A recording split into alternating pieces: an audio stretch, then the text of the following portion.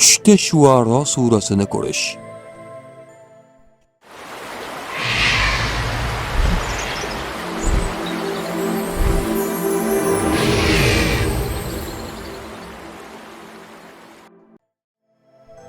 Ibn Sirinning aytishlaricha, tushda Shuaro surasini o'qiyotganini ko'rsa, Haq taolo panohida bo'lishiga ishoradir. Tush ta'biri bashorat emas, barcha narsani bilguvchi yagona zot Allohdir. Ko'rgan tushlaringiz ta'birini bilmoqchimisiz? Unda kanalimizga obuna bo'ling.